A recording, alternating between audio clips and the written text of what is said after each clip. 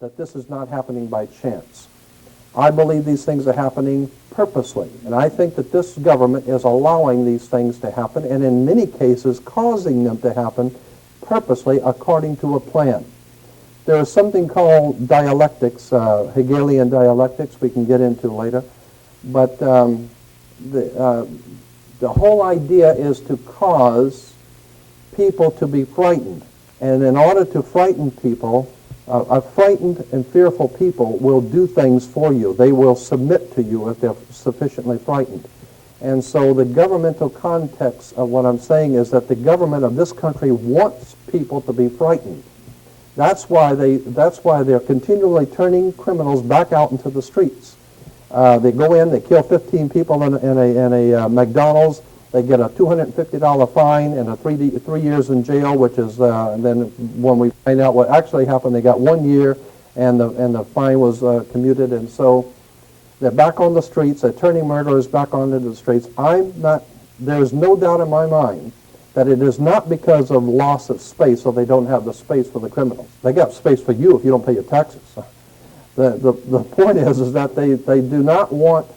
They want as much chaos in society as possible. It's a very simple. The World Health Organization came out a long time ago, and since then the FBI has concluded the same thing, that the truly criminal element in America is less than 1% of the total population of America are truly criminal element. 1% or less are the murderers, are the real serious criminals. Logic alone would tell you that if you put those people in jail or you put them to death, you don't have any more serious crime. Now what? Now you have very little need for the police department. You have very little need. The people now have more time to think about things. They don't have to worry about their children. They don't have to worry about their family. They don't have to worry about crime in the streets. Consequently, they can concentrate now on who's running this government. How fair are the equitable are the laws, and so therefore it's better to keep people occupied. We've known that for a long time. That's why politics is called political science. There is a method to controlling people. Politics is referred to as political science. It's a science. If you can keep people organized, keep people disorganized, frightened, fearful, broke, that's another thing. They want to keep you financially in a hole. Then people are subservient to you. You do not want people to become self-sufficient and have enough money that they don't have to listen to you.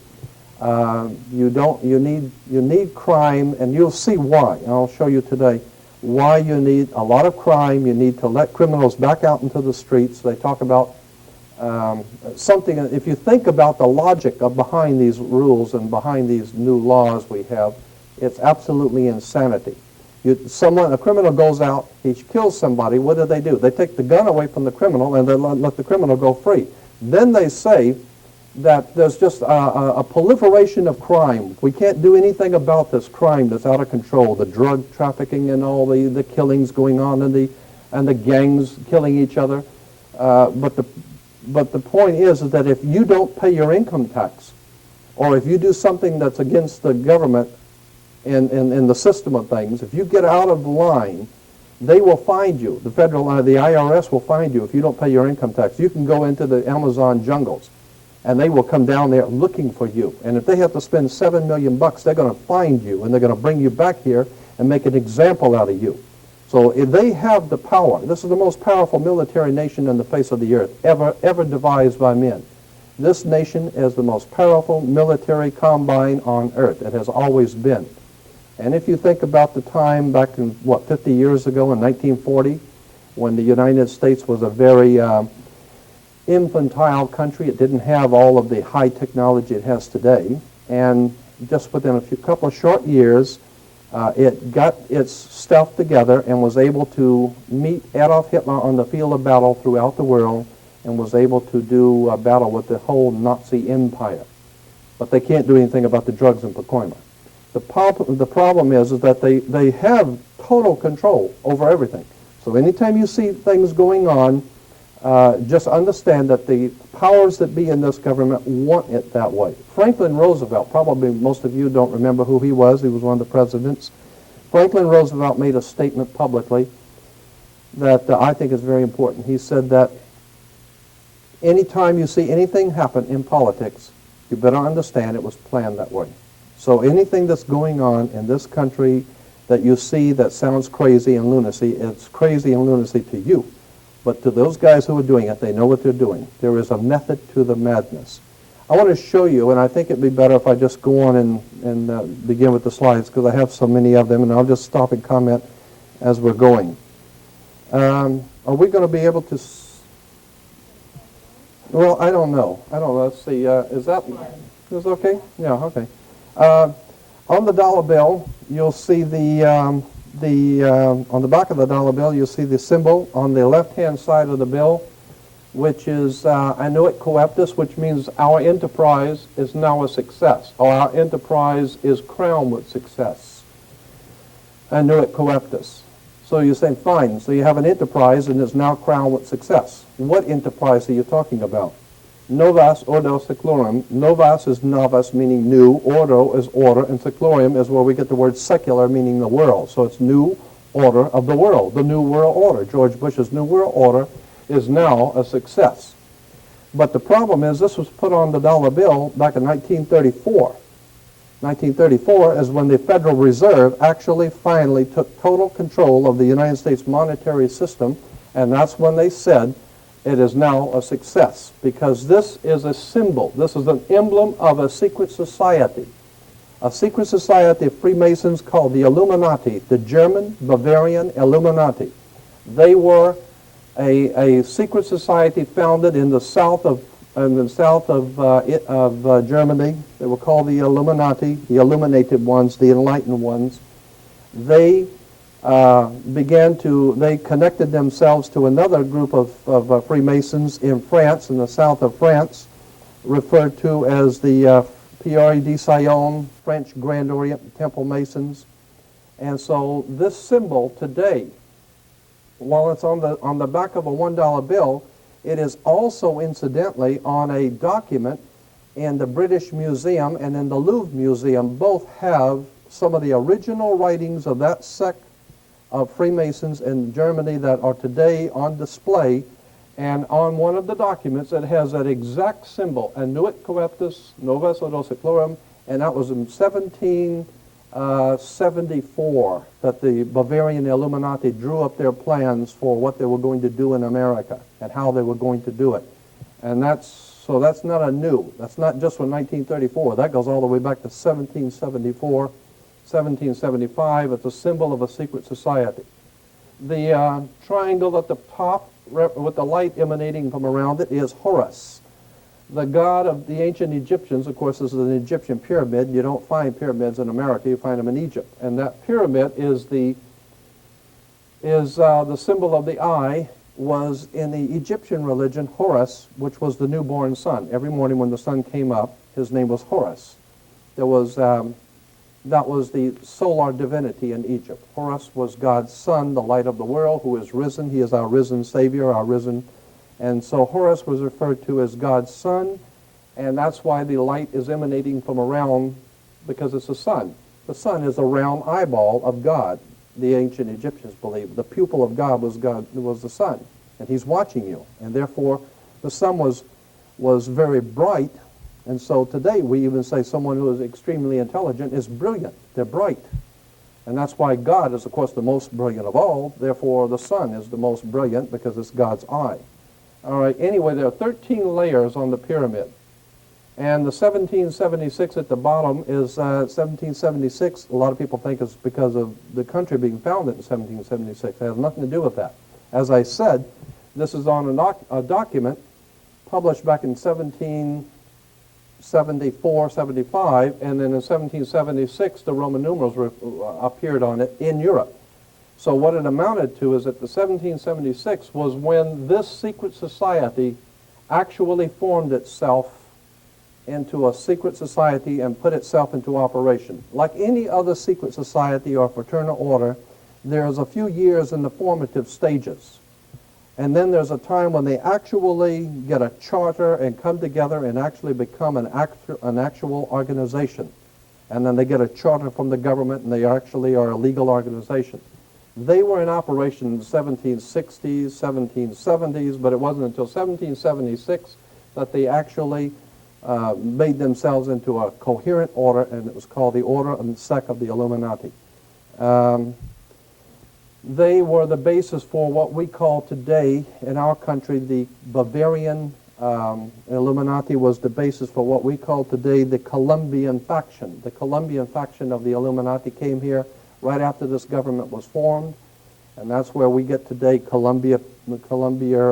Columbia Space Shuttle, Columbia Movies, Columbia Television, Columbia Records, everything, Columbia University.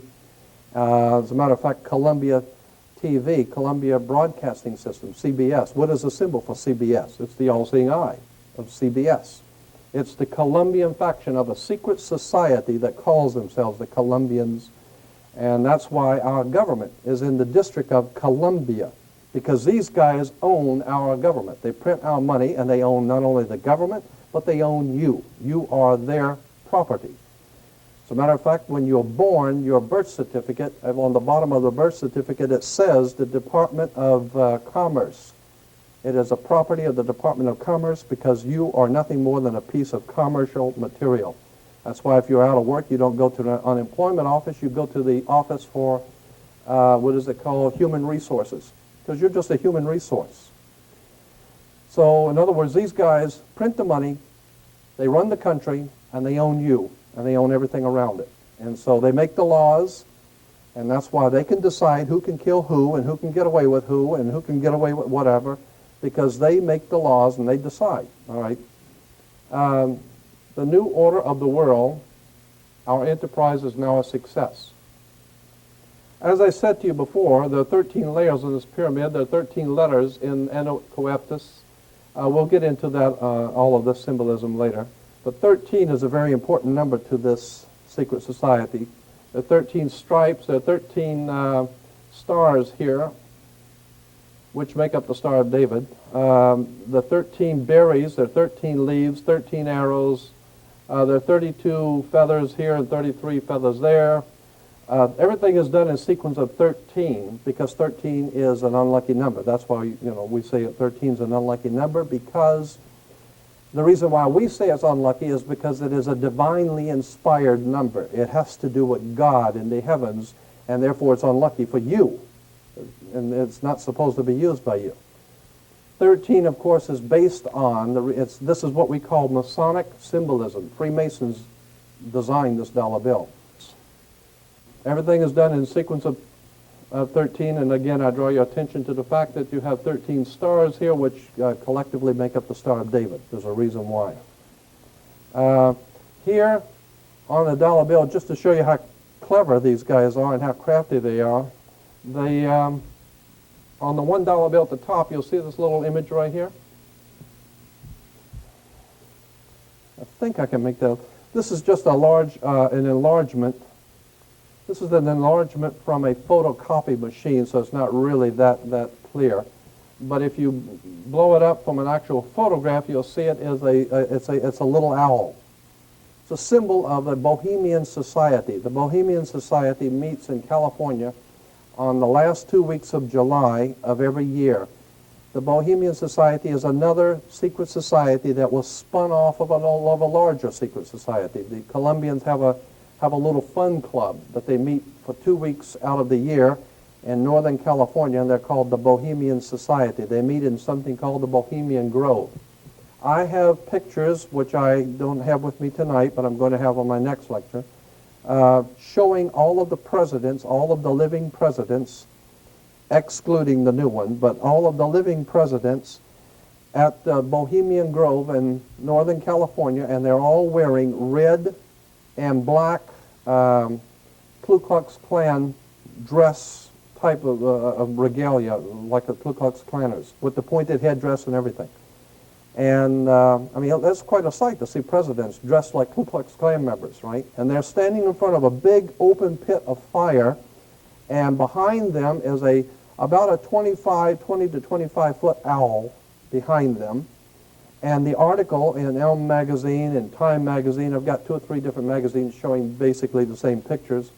It says that the presidents meet with all of the heads of industry throughout the world, all of the heads of state throughout the world, and all of the most important wheeler dealers in this country, and they all meet up in Northern California, and they have rituals where they go before the owl after midnight.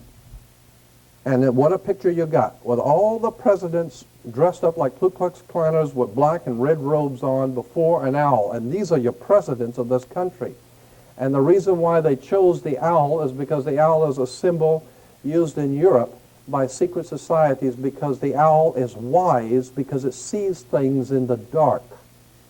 And the implication is, of course, that's why they are where they are, because they're very brilliant and they know things that you don't know. So they see things in the dark and they put their little owl on the dollar bill. It's just a clever little thing, but it shows you how these guys think.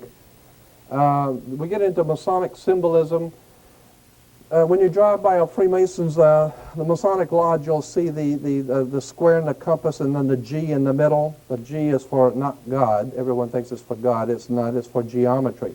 Actually, it goes back even further than geometry. In 1717, it was stood for geometry.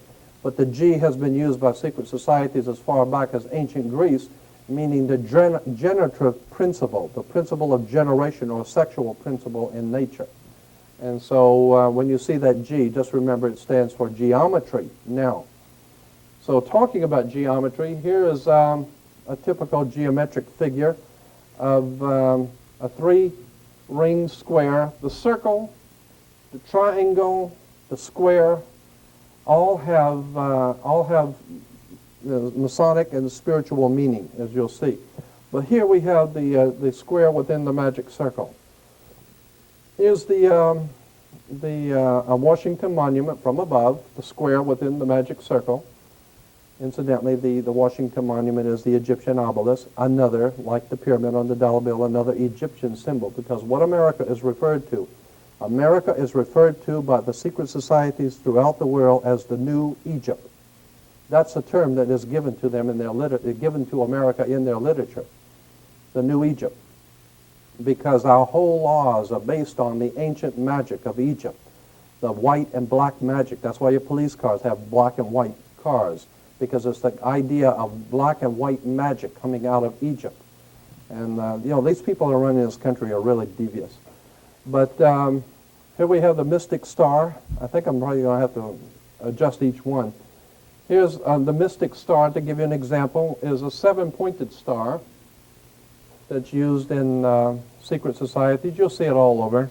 7-pointed star. Here's the Masonic Orders of Fraternity. Again, you'll see it.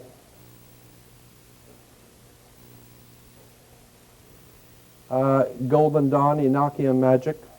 Incidentally, as I said, this whole thing is going to be like a shotgun effect. I'm covering a lot of stuff. But the old symbol of John Wayne in the movies, remember in the old movies when the pilots were taking off on the aircraft carriers, you'd always see the military doing the thumbs up signal, when the planes were getting ready to take off, the thumbs up. Well, that thumbs up signal was developed for America by Aleister Crowley, one of the most master magicians the world's ever known. And he also developed for England, for Churchill, the victory sign, the V for victory. The V for victory is from the Jewish Masonic symbol for benediction and life. You'll see that in a few minutes too. But just to show you that symbols and emblems don't just happen. They're for a reason. They mean something. Again, we go back to the 7-pointed star. And California Highway Patrol, wait a minute, there it is. California Highway Patrol uses a 7-pointed star. It has to do with the Enochian magic. And it's a magical symbol. The 7, of course, is the same 7, but the reason why we have 7 days of the week. The synagogues have the 7-candle lampstand, the 7-rayed kingdom. Everything is done in 7. It's a very important number. Here's a double cross, which was Roman Freemasonry. The double cross, which is Eastern, what do you call it, the Russian Orthodox, the Greek and the Eastern Orthodox Church uses the double cross. And it's appropriate because that's exactly what we're talking about here, a double cross. If we understand where that word came from, double cross implies that you've been deceived or been cheated or something. It's a symbol that means something, and I'll show you how it is incorporated into politics. The double cross, like here, and of course on Exxon you have the double cross. And I had a letter from the Exxon Corporation asking them if that was the double cross of Eastern Freemasonry, and they said yes. That's why we did it that way. So, I mean, they don't mind telling you if you are smart enough to figure it out. They'll tell you. You write them, and they'll be very honest with you. Here's interesting. This is probably familiar to you. The five-pointed inverted pentagram is generally, the inverted pentagram is regarded as something representing evil. The five-pointed pentagram, penta, of course, being 5. If you take the arms off of a pentagram, the star, and when you have just the inside, you have what is called a pentagon. That's why the United States has a pentagon. The pentagon is a symbol. That's why, incidentally, Chrysler can use the pentagon symbol as a Chrysler symbol, because they're the ones that produced all of the half-tracks and tanks and everything else for the United States during the Second World War for the Pentagon. So they still use the symbol of the pentagon. But what's interesting is that this is an upside down with the point pointing down, the 2 pointing up, and this is a symbol, of course, as I said, representing the devil. And you see a lot of these killers and rapists and murderers, with the five-pointed pentagram. Here it is again, just showing you how it has its connotation with the pointing down being the devil.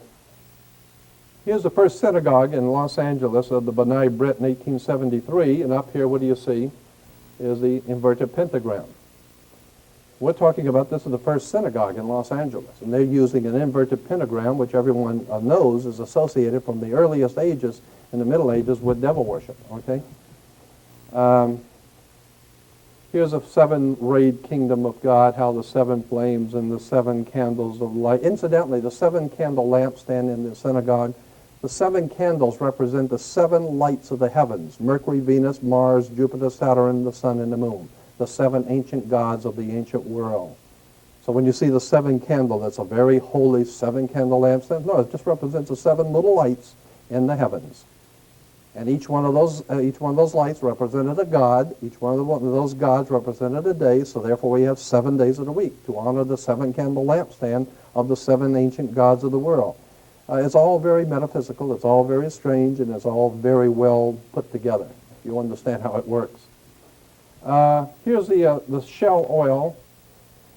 To give you an idea, well, let me back it up. I moved too quick on that. Here's the Panorama Mall, has an emblem, a symbol, and I put the shell symbol next to it so you can see what we're talking about here in shell is the sun rising between two triangles. The sun rising between, that's a sunrise, it's not a shell. Just like the Toyota, you see the sun rising, and I wrote a letter to the Shell Oil Corporation, and I sent them pictures like this, and I had some extensive research material I sent with them and said, is this true? Is this not, in fact, a shell, but it is a sunrise, which is a symbol of a secret society in Europe, and it is used in this way? And they said, yes. They wrote back and said, yes, it is a secret society symbol. It's been used for the last 100 years. Prince Bernard of the Netherlands was a member of this secret society.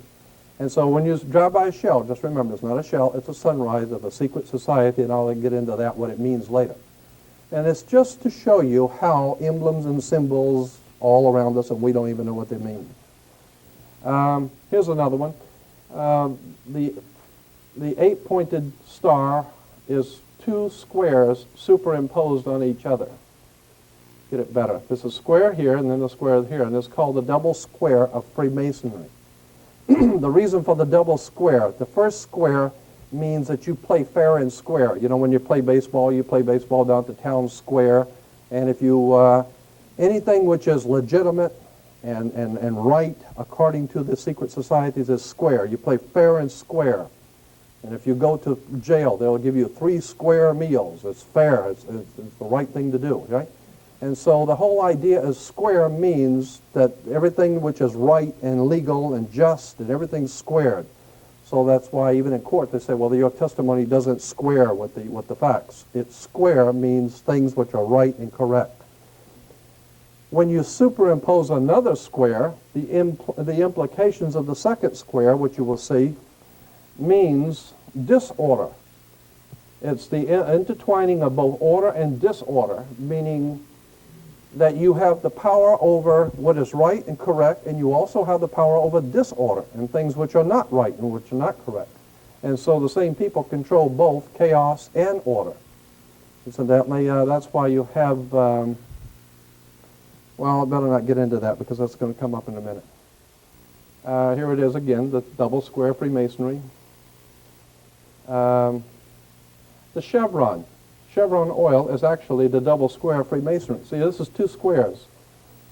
Oh, wait a minute. This is two squares. What this chevron is, and that's the word chevron.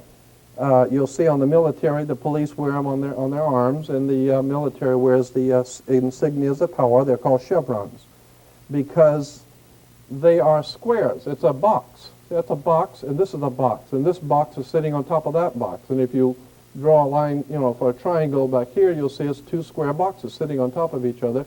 It's referred to as the double square or the chevron of Freemasonry, the double square Freemasonry, okay? And so it implies that the powers that be in this world have both control over revolution, trouble, anarchy, and they have control over good government and over righteous government. So they can do whatever they want. You want to have a good government or bad government, they can do the same. They can do whatever they want because they got the money and they got the power. Here in England, of course, it's more appropriate in England, is the double square Freemasonry in London at the Parliament. It even says the octagonal Central Library in London has the double square Freemasonry. And of course, I think it's appropriate there because they do, in fact, finance and organize and direct all over the world. All kinds of bloodshed and violence all over the world is being organized, directed, and financed by the United States government and the British government together. Britain and America are the reason for the violence and the chaos that we're seeing throughout the world today. In Yugoslavia, it's all been planned. This is all part of something that the United States is doing in the Middle East right now, and Yugoslavia is going to pay for it. Again, we have the double square. All right. Here is the double square Freemasonry worn by the Queen. And this square is, the Masonic square is referred to as the Knights of Malta square. This one is the British square Freemasonry. The Knights of Malta, you'll see it's like four little triangles coming together, but they don't actually have a point in the middle. It's just a round or a nothingness in the middle. You'll see that again in Arco, where the four little points come together, but nothing in the middle. The Knights of Malta is, the square of Knights of Malta is the pyramid from the top, looking down on the pyramid of Egypt without the capstone. Remember on the dollar bill, the capstone is not connected to the body of the pyramid. So here is flying over the top of the pyramid, looking down on the Great Pyramid, you don't have a point because the chief cornerstone is not on the pyramid. And I just threw this in, I don't know why, but I did. Here's Under Life in Fascism. I wanted to make the point about political symbols. We hear a lot of people talking on radio and television about fascism and how bad the fascists are and fascism this and fascism that. Well, in most cases, fascism or fascists have come to power after the nation has suffered an economic collapse. Are we having problems economically or what? Right? A military defeat, Vietnam, and some other disaster. The fascist party wins mass support by promising to revive the economy and restore national pride. And that's exactly what the government's saying today. They need to restore national pride. Get Clinton in there to be president. And no one seems to realize Bill Clinton, as a Rhodes Scholar, trained in England and London, England, and Oxford University, bought and paid for by the Rockefeller Foundation, financed and organized his education. He is nothing more than a yes man for the power elites in this country. They want another candidate because he looks good. Personal liberties are severely limited under a fascist government, which is, I'm saying that's what we have here. And the government also controls newspapers, radio, and other means of communication. That's why I'm not on nationwide television, right? And it issues propaganda to promote its policies, and boy, this government does that. Let's see. Oh yeah, wait a minute. This is interesting. A secret police force crushes any resistance. I like the word crush because that's what they do. You get in their way, they come out and beat your brains out, right? So here is a symbol of fascism. I thought I had one. Yeah, here it is. The French fascism. This is the symbol for fascism. A bundle of sticks with a hatchet head. Here is here's another. Incidentally, you'll always see the red shield. In England, the story of Robin Hood. Robin Hood comes from, Robin Hood always in the movie Robin Hood, which Errol Flynn played in, at the very beginning, Errol Flynn is standing behind a red shield. He's standing here, it says Robin Hood. Why? Because the red shield is German for Rothschild. The Rothschilds of England were a German Jewish family in England who took over the Bank of England and took over 5 other banks in Europe and became known as the Rothschild banking dynasty of the world. The richest banking dynasty on earth, okay?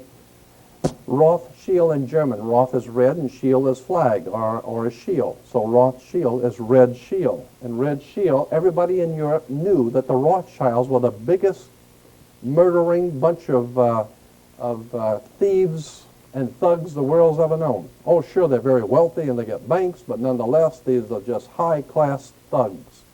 And so they were called hoods, and that's where we get the word hoods. They went around the world robbing, and that's why they're called Robin Hood. Robin Hood is the hood that was robbing people in the Sherwood Forest, and that's where the home of the Rothschilds was, in the Sherwood Forest, the Robin Hood, with the red shield Rothschild, and one of the symbols was the fasci, or this is a symbol for world fascism. And fascist was an authoritarian political movement that developed in Italy, several other European countries in 1919. Its name was derived from the fasces, this thing here, an ancient Roman symbol of authority consisting of a bundle of rods and an axe. That's incidentally why we had Axis powers in the Second World War. Here's the bundle of sticks with the axe, and this is on an American symbol. This is on the back of the dime, the symbol for fascism on the back of the American dime. There it is. I mean, this is a fascist country. And it says fascism is a dirty, evil government that takes over and controls the people. Well, of course it does. That's what's happening to us. We've been taken over and controlled by fascists. And why? And here it is, the President of the United States standing here giving a State of the Union message, and what's on each side of him? But fascis. This is in the Congress. In the Congress, there are symbols of power for the President. He has 2 large fascis, and very few people have ever even noticed them. They're looking at this guy, and they don't even see these symbols of world fascist power, okay? In case you're so blind you can't see, I blew one up and make sure you can see it. That is a fasci. A bundle of sticks with a hatchet head, and it was used in Rome. Let me explain why it's a bundle of sticks. The idea was in the Roman Empire that Rome could not police the world. What Rome needed to do was to collectivize a police force. That's why George Bush keeps talking about it's not just us in the Middle East. It's not just us in the Middle East. It's a conglomerate. It's a group of us. We merely represent a contingent of a group of nations there. It's not just America. That's the concept of fascism. It's not one stick. It's many sticks joined together with a hatchet head. So one person, one government can't do it, Bush says. What we need is a united nations where we can all unite our sticks together, and now we got power. Now everybody crawls on their knees and kiss the boots because they have a collective consensus of fascist rulers. All these guys get together. That's like the East Side Mafia getting together with the West Side and bring in the New York boys and some of the families out on the West Coast, and let's put this thing together and really rape these people good. And that's what the symbol of fascism means. They now have an axe tied together with a consensus of power. We have a fascist world government right here in America. Here's the United States Senate. 2 fascis on the Senate. I mean, even in playing cards, you got fascised with the king and the jack. That means something. There's a reason why the ace is the highest card in the deck. That's something else. Aces are always higher than the king for a reason. Here's another symbol, a geometric symbol used in Freemasonry by these secret societies. A triangle, the pyramid, within the circle again. And incidentally, the pyramid or the triangle is important because it goes back to the old pyramid of Cheops, which incidentally, I don't know if you know this, but the big pyramid called the Pyramid of Cheops in Egypt has no peak. It has no point. It has no point on it. It's the chief cornerstone of the point never was there. And the circle represents, of course, the sun. This is the sun, always the circle. And it has to do with Stonehenge. Stonehenge is a symbol for the sun in the old ancient Anglo-Saxon Germanic secret society. So that's why Stonehenge and the pyramid are connected. The numerology in Stonehenge and the pyramid are both the same. There's a lot of interesting stuff there when you get into the numerology of the pyramid and Stonehenge. But here's an example of how symbols are used. All right, here's a dictionary of Freemasonry, and here, I'll blow it up. You'll see the triangle and the circle again, and here's the cross and the crown, and we'll go through that in Holy Bible, and the G again for God, which is actually geometry. But this is the triangle and the circle, okay? It's because of the triangle and the circle here. And it has to do with God. It's a symbol of God. It's used in Freemasonry. It's, again, we'll go through, here's the Bible, Star of David, and up here at the top, oh, and here it is. But over here on the bottom it's called the Royal Arch. You may have heard of that in Freemasonry, the Royal Arch degree. And there it is again. And here you'll see it used in churches. The School of Theology at Claremont, yeah. You see it right there? Used in churches because Claremont School of Theology is a Masonic college. It's financed, organized, and directed by a secret society in Europe. Yeah, and but people don't realize that because it's a church. It has to be holy. And there's nothing holy about it. This is a very powerful secret societies operating throughout the world behind our government and behind governments throughout the world, and they have tied themselves in and set up what they call a religious establishment. And a religious establishment is nothing more than a front man for a very powerful secret societies operating in the world. So they may look holy, but you better do your homework. There's more to religion than meets the eye. Here's the King and Queen of England with the triangle and the circle above them. And incidentally, this is a whole different subject of the British royalty.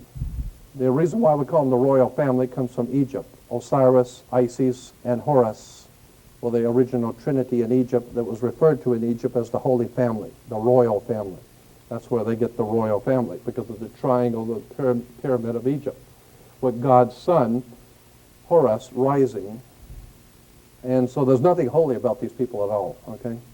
And when the King of England, interesting, when the King of England becomes king, the Archbishop of Canterbury, like we have our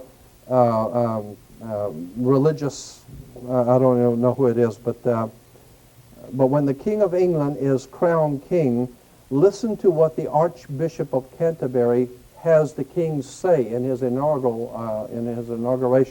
ceremony.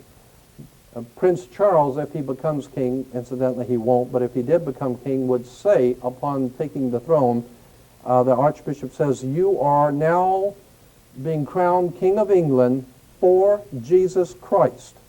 You are sitting on the throne of David for Jehovah, the God of the Old Testament. You are, in fact, Messiah waiting for, or Shiloh, who is waiting for the Messiah to come back. So you are going to rule God's kingdom until Jesus Christ comes back." That's what the king is told in his initiation rites. The King of England sits on the throne of the God of the Old Testament for Jesus Christ. He represents God's kingdom. And of course we understand that God's kingdom is going to unite the world in some wonderful paradise condition, and therefore the England is referred to as the United Kingdom. So this is it gets very, very interesting when you see where royalty comes from. They actually believe that God put them there. They're a holy family. But the whole thing is based on Egypt, pyramids, triangles. Give you an idea, El Salvador has the triangle, and they have the circle and triangle. Incidentally, let me go back here.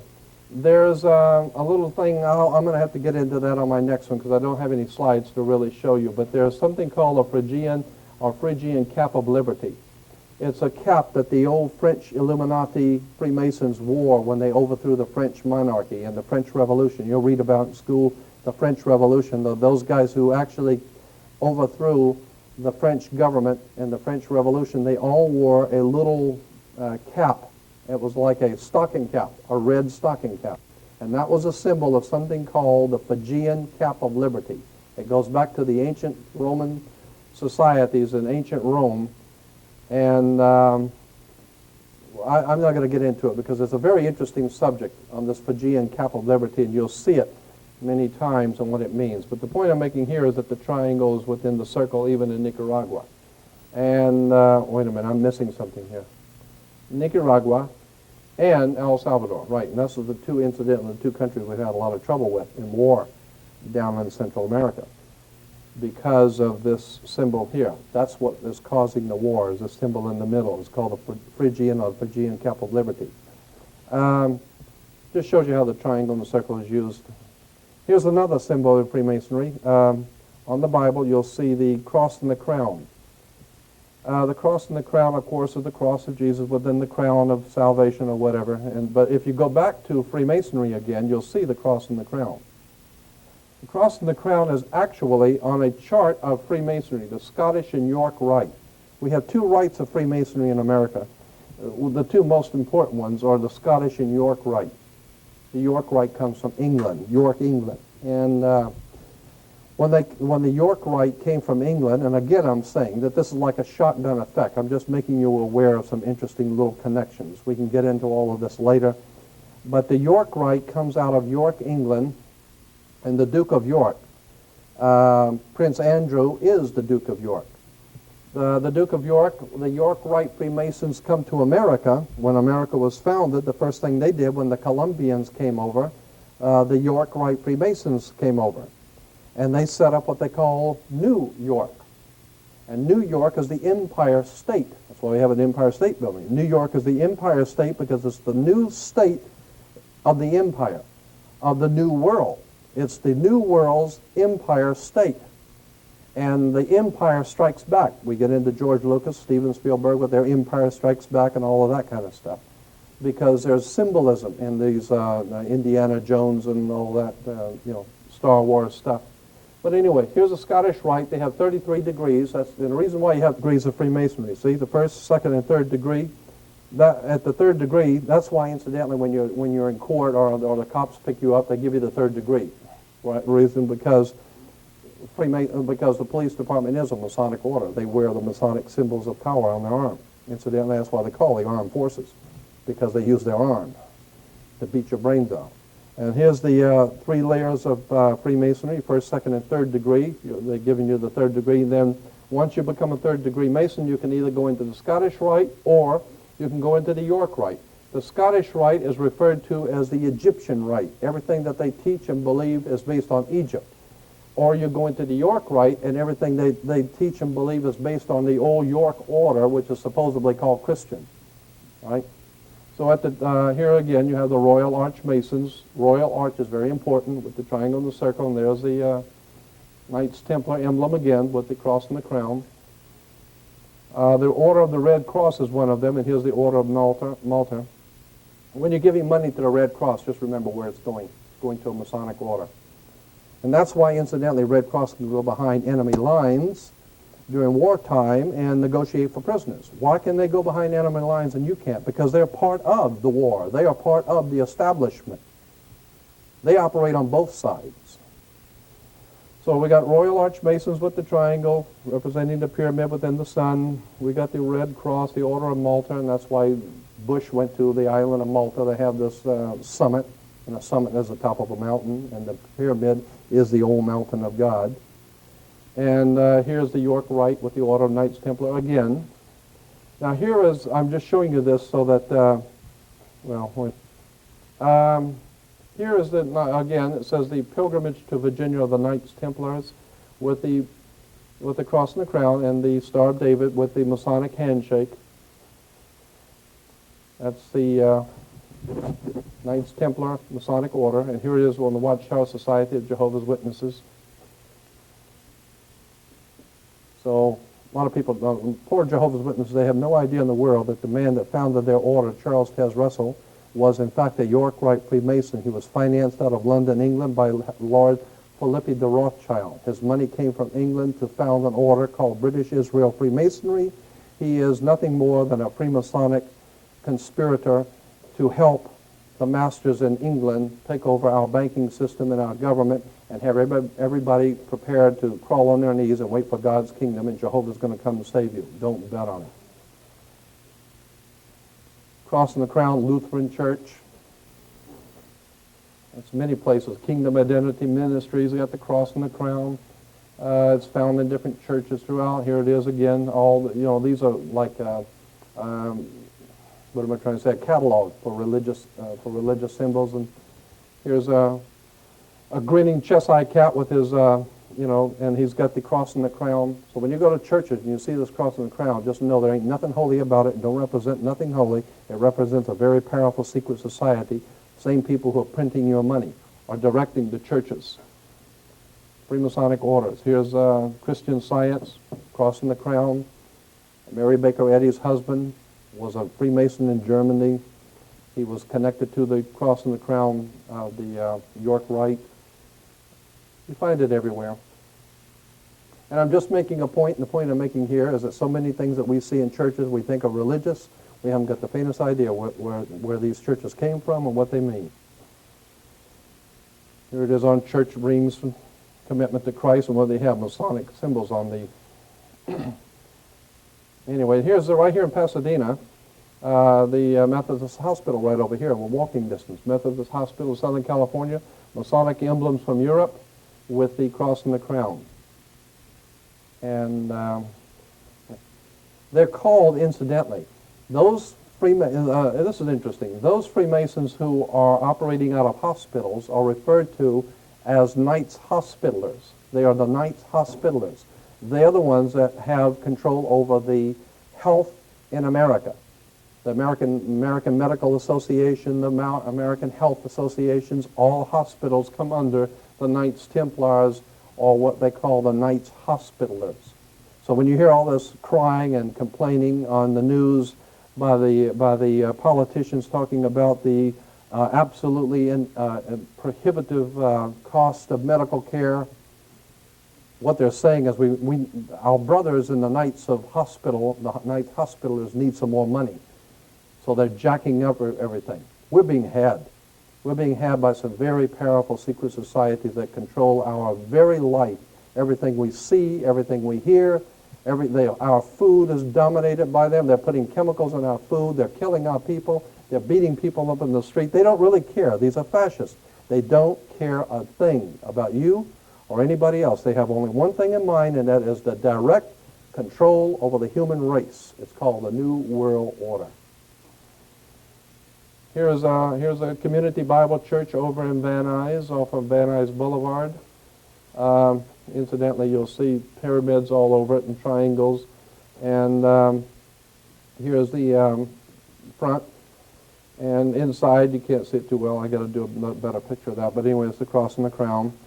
Santa Anita Apostolic Church, cross and the crown. It's right here on the Santa Anita Boulevard.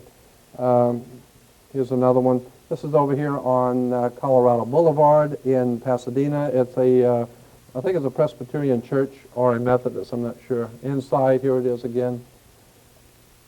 And so when people see all of this, it looks very holy. What you don't understand is that this comes from the Middle Ages. These are symbols out of the Middle Ages of secret societies of Freemasons. These are Freemasonic emblems, the colors. There's a reason for the blue. There's a reason for colors. There's a reason for the symbols. It hadn't got a thing to do with the Lord. It hadn't got anything to do with anything that's holy. These symbols come out of the Middle Ages, out of Germany and France and Spain and England. And as they move into our country and taking over our land and subverting us into slaves, they give us all of these symbols and emblems with their Masonic order of Knights Templars. And they think they have pulled it off. But like Lincoln said, you can fool some of the people some of the time and most of the people all the time, but you can't fool everybody all the time. They haven't fooled me. I've been on this for 35 years. I got associated with this through my mother's uncle when I was a little kid. He worked at the Vatican Secretary of State's office as a civilian. And every 3 or 4 years, he'd come home and talk about all of this stuff. So I grew up listening to this. And here is a sovereign grand commander's flag for world Freemasonry. Okay? And on the supreme flag, which is, of course, they accepted all over the world. Incidentally, if you go into a court today, when you go into a court, if you see an American flag in any court, state or federal court, if it has a gold fringe around the flag, do you know what that means? There's a very good reason why certain flags have a gold fringe. In other courts, the flag does not have a gold fringe. According to international maritime admiralty law, when a government is at war, it must fly its flag with a gold fringe to show sovereignty in a point of war, in a time of war. It's called martial law. In a time of war, flags have gold trim, which means before we were this country and we were happy. We're at war. You see that gold? That means sovereignty. We are at war. Gold fringe means martial law. So when you go into a courtroom to pay your fines or a ticket or anything, and you see the American flag with a gold fringe, that means this is a military court. This is martial law. And they have the right to beat your brains out with a stick if they want to. This is not a civil court. It is martial law court under military control. And the judges know that.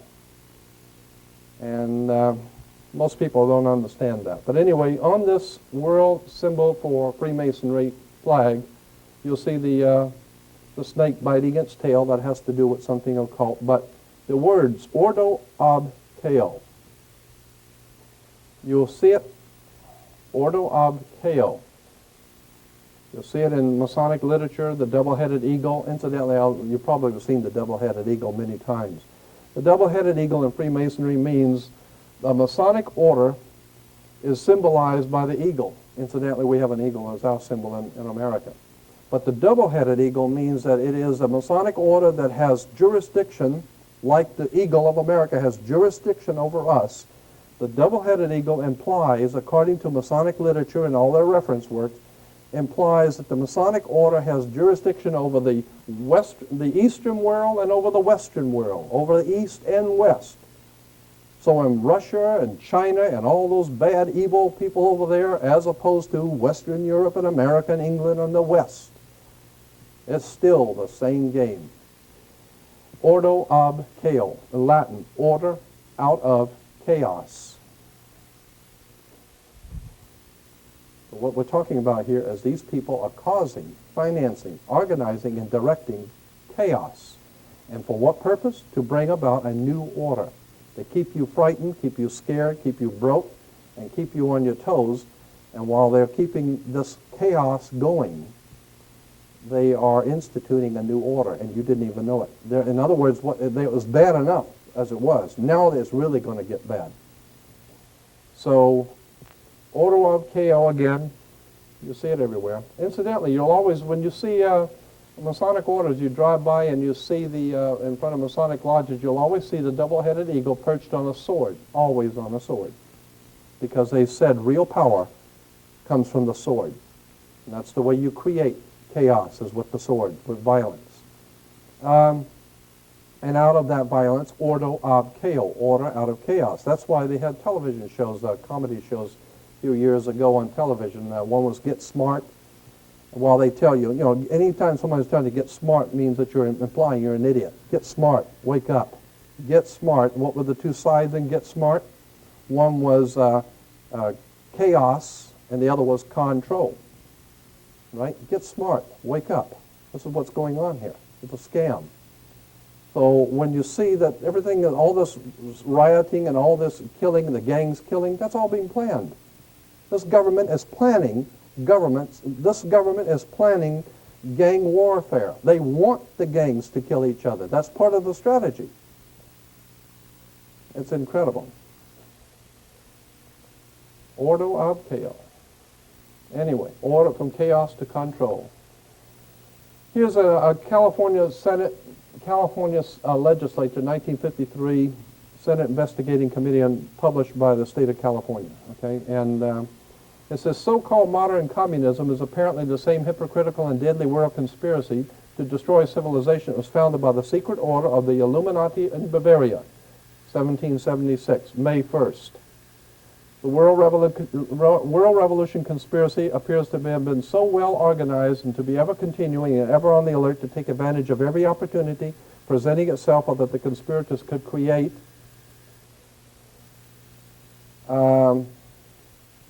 It is significant in this connection that as early as 1783, when unsettled conditions and dissatisfaction in some quarters had arisen in the American colonies, subversive anonymous sermons were circulated among the colonial army to incite dissatisfaction and rebellion. George Washington immediately called the army together, and in addressing them, he used this significant language. We're talking about 1783.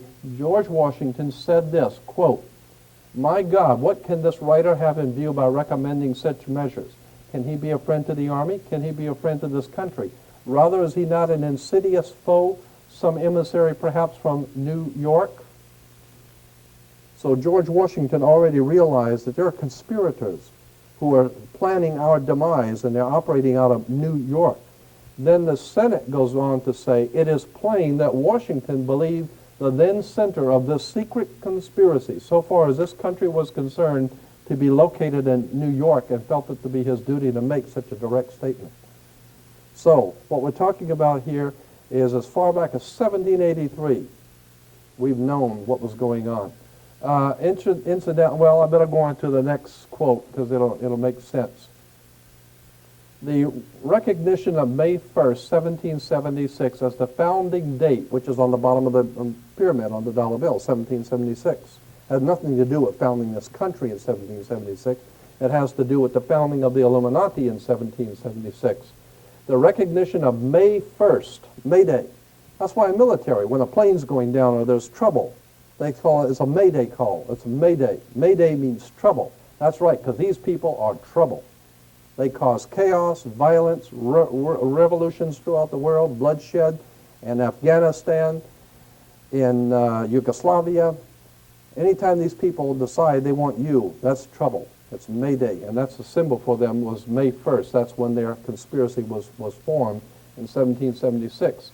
Now, the recognition of May 1st, 1776 as the founding date of this World Revolution conspiracy is not difficult to understand when it is realized that May Day is frequently celebrated, even in recent times, by rioting and bloodshed on a worldwide scale. That's why the Soviet Union always had their May Day parades, because the Soviet Union was always going out and killing people and murdering people, and they would celebrate on May 1st, because what they were saying on May Day was that they're celebrating the world conspiracy. They're celebrating the world Masonic conspiracy that is financing the Soviet Union.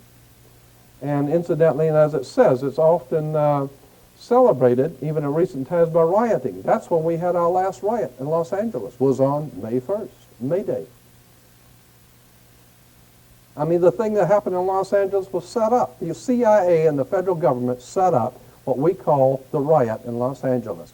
They set up those four guys to, the whole thing was a setup. Dick Gregory even got into this for a 3-hour talk on KPFK, where this whole thing of Rodney King beating was a setup. It was all planned. It was purposely planned. It was purposely designed because they knew the people would be angry and would riot.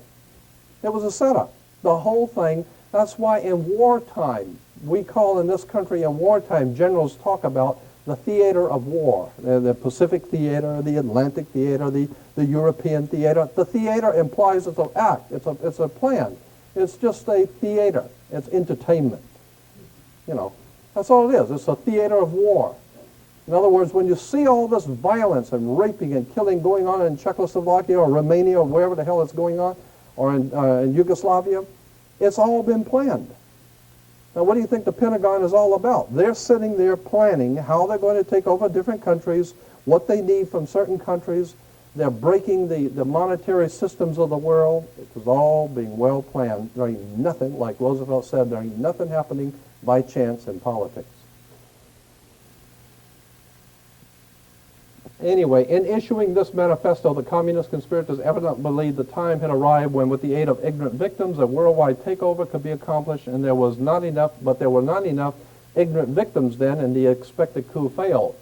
The conspirators thereupon conceived a plan for the future of supplementing the long-established secret conspiracy in existence since May 1st, 1776, with an unremittent public campaign for victims among the ignorant of all nations, and in an attempt to hide from view the underlying hypocritical conspiracies existing since May 1st, 1776, it was decided that in such public campaign, the manifesto of 1848 should be heralded as the founding date for communism, and Karl Marx falsely proclaimed as its author.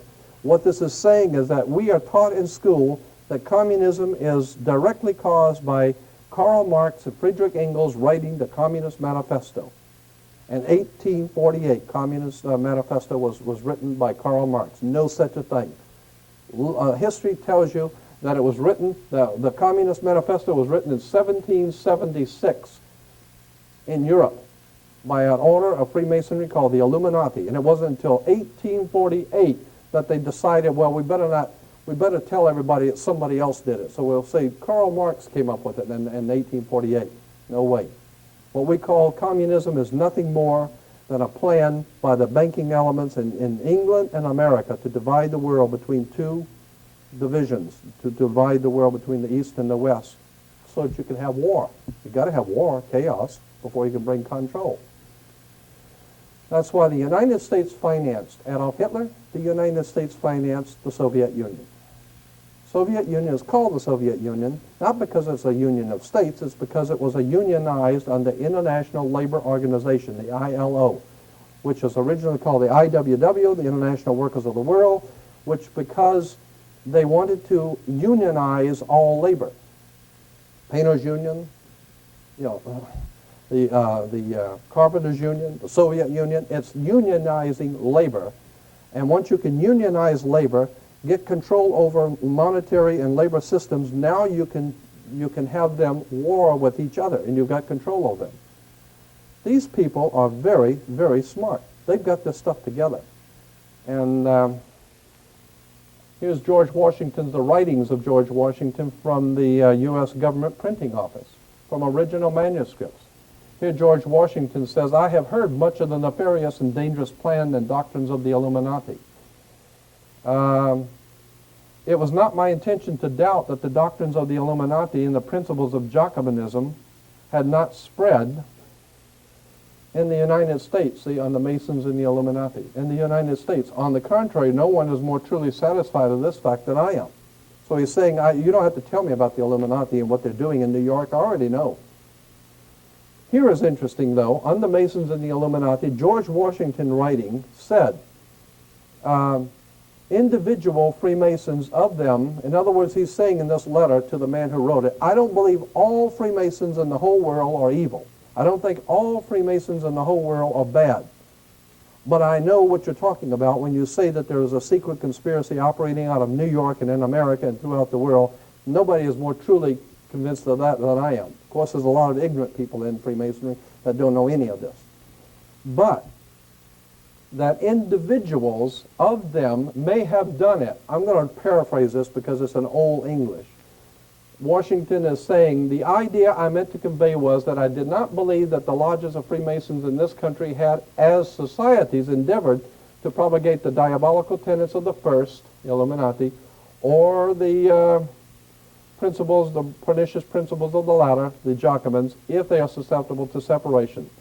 But that there are individuals in the Freemasonic order who may have done this, or that the founder or instruments employed to found the democratic societies of the United States, later to become known as the Democratic Party. The founder or the instruments employed to found the Democratic Party in the United States may have had these objects in mind and actually had the separation of the people from their government in view is too evident to be questioned. What he's saying is that the Democratic Party was founded by a secret society of Freemasons that have one thing that they wanted to do, and that is divide the people from their government. Because before, under a Republican form of government, the people had total control because they were sovereigns.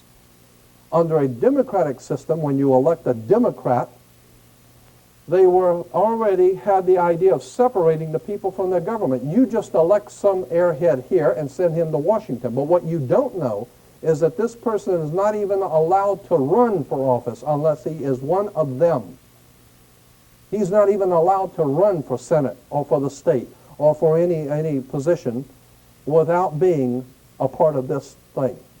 So if you want to run for office, you just go out and try and see how well you can run for office without being a part of the Illuminati or the Freemasonic order of things. If you don't belong to the right club, Jack, you ain't going nowhere, period. Here's a congressional report from the congressional hearings on steps toward British Union, again, Union, steps toward British Union, a world state and international strife. I'll run that back by you again. British Union, a world state. What are you talking about, a world state? You're talking about a one world order, a world state, and international war. And on page 13, this is a very interesting document, 28 pages long. But on page 13 it says, let me call your attention to the fact that on the reverse of the Great Seal of the U.S., which appears on dollar bills, you will find the exact symbol of the British Israel World Federation movement. This symbol is also carried on literature of other organizations promoting a world government and a world religion. At the bottom of the circle surrounding the pyramid, you'll find the words Novus Ordo Seclorum. This is the new order that was advocated by Clinton Roosevelt several hundred years ago. So this is a symbol of a thing called the British Israel World Federation. It is a connection between England and America and the Masonic orders of both and how they put this thing together. That's why, I guess, again, we say that England is God's kingdom, the United Kingdom. And as a matter of fact, there's a very big difference. A lot of people don't know this. There's a very big difference between being an English and British. British comes from a Hebrew word. Brit in Hebrew means a contract or a covenant. And ish in Hebrew means man. Therefore, British means the covenant man, man of the covenant. What covenant? It's the new covenant, God's covenant for a kingdom through Christianity, through God's kingdom, the United Kingdom, the British. And the British, with America, are involved in something called British Israel Freemasonry. And all these dopes in Washington, D.C., and these conspirators in Washington, D.C., the District of Columbia, are nothing more than frontmen for a very powerful secret society is preparing us to accept something that's called God's kingdom. Remember, Armageddon's coming, the end of the last days, the end of the world, Jehovah's Witnesses, the Mormon Church, the end of the world. You better do your homework. There's something going on here. That's why we have a 51st state. Incidentally, a legal term in this country for a state is called the state of. Like the state of Alabama, the state of New York, the state of Florida. State of is a legal term according to International Maritime Admiralty law. That's why we have a state of Israel. Israel's not a country, it's not a nation, it's called the state of Israel because it was set up as part of our federal system. It was set up in 1948 by the United States and England, and it was referred to under International Maritime Admiralty law as the state of Israel because it is an actual state of the federal system of America. So you better figure out why too. There's a reason for it. Here is a symbol taken from a Freemasonic book they didn't know I had, and here's the fires of revolution and trouble, anarchy, the cauldron of fire they call it in Freemasonry, of the revolutionary trouble, and here's the pyramid with the Masonic. And down here you have three contingents or three factions of Freemasonry always at war with each other. You have the Pope, which is incidentally, the Catholic Church is a Jewish Freemasonic movement founded in the Middle Ages in the year 325 by Constantine. It is a Jewish Freemasonic political movement. That's why the Pope wears the little yarmulke. He wears the little yarmulke with the cardinals. They wear the tellus. All of these symbols and emblems in the Catholic Church are nothing but Jewish Freemasonry. Huh? Kabbalistic, yeah, Kabbalistic Freemasonry. You'll see, I'll give you a lot of examples of that very quickly. This represents Rome, or the Roman Freemasonic orders, and incidentally, you'll see a lot of this stuff in Godfather 3. In the movie Godfather 3, there's a lot of this stuff talking about the secret societies and the Freemasons operating in the Vatican and all that kind of stuff. And, incidentally, the guy who directed those shows and put them on the Godfather series, Francis Ford Coppola. I was doing some research at the police department down at Parker Center, and in their files, they have a whole file on Francis Ford Coppola. Francis Ford Coppola's father was Carmine Coppola, who was a don in the mafia in the city of Corleone, Italy. Huh? Corleones? That was his father. His father was a don in the mafia in Corleone, Italy. That's how you can make such a great movie and know so much about it. Hell, his father is the don in Corleone. You know? So, anyway, incidentally, I think Francis Ford Coppola is great, but I mean, he's very knowledgeable. He's put stuff together, and you better figure out where he's getting all that money to make, Apocalypse Now and all the, hundreds and hundreds and hundreds of millions of dollars. Where's he getting the money from? I mean, where do these people get the money from? They're getting it from secret societies and fraternal orders that are the powers behind our government, okay? So here we got the Vatican, we got the Knights of Malta, and the King of England. They're all in there working up the fires of trouble all over the world. Here's the Pope with the yarmulke. Why, I ask you, are all of the politicians and all these world leaders all on their knees to the Pope? It's not because they're Catholic. I mean, here's the Emperor of Japan, Japanese, and he's on his knees, or getting ready to. So how come these people are all on their knees to the Pope? It has nothing to do with the fact that he's Catholic. It has to do with the fact of who he represents. He represents a very powerful secret society referred to as the Knights of Malta. And in world Freemasonry, there is something we call today an unwritten code of ethics among the thieves. I mean, you may be the East Coast family and the West Coast family, but when you meet, there's a certain respect for each other. So the Eastern nations, they respect that he represents a very powerful secret society of the West. And so it's only honorable to show respect. It doesn't mean we can't have a war. It doesn't mean we can't kill each other. But this is a state affair, so we all on our knees. And these symbols here, the stripes going over the shoulders, all are Masonic emblems. They always represent who you are in the Masonic structure of things in world Freemasonry. That's it, exactly. That's why they killed John Kennedy, too, because the Pope, they were afraid. Freemasonry in this country was very much afraid that John Kennedy was the old Joe Kennedy was going to start a Catholic dynasty in America. And that's one thing they're not going to have in America, the Catholic dynasty. You can't help it once in a while a Catholic will get elected or something, but we ain't have no dynasty here. I mean, every time you turn around, Joe Kennedy had, 15 kids? My God, he was going to have kids galore. And he wanted to have all his sons be president, and, congressmen, senators, always going to be a Kennedy doing something every time you turn around. So somebody decided to take Kennedy out. It's interesting that Kennedy, all the stuff around Kennedy's assassination is just filled with secret societies, fraternal orders. All you need to do is see JFK and you know there's something going on here. Anyway, here you got the Knights of Malta on Nazi soldiers with Adolf Hitler. That's because Adolf Hitler was connected with the Vatican. The Vatican signed concordance with Adolf Hitler. And that's why Mussolini and Adolf Hitler and the Pope, they were the enemies of Jewish Freemasonry in America. That's why if they're going to kill a few Jews in Europe, who the hell cares? I mean, that's business, you know. That's why Hitler was killing Jews, is because the Vatican was an opposing branch of Freemasonry, which was a Gentile Roman branch of Freemasonry, which is why Rome, Mussolini of Italy, joined together with Adolf Hitler because they were trying to reestablish what is called an Aryan system of laws and science in the world as opposed to the New World Order in America. But when you see all these things happening on a world scale, they're not just happening. There's reasons for all of this stuff. You know, here's Nazi officials. They look like some of the people who run this country. They're just like it, too. And they look about as, yeah, don't they? Don't they look like governors and senators and whatever? And so here's an emblem right here. This is the Knights of Malta. They all wear the Knights of Malta symbol, Masonic Order of Malta, Roman Freemasonry. But then down here is this is the Military Order of Malta.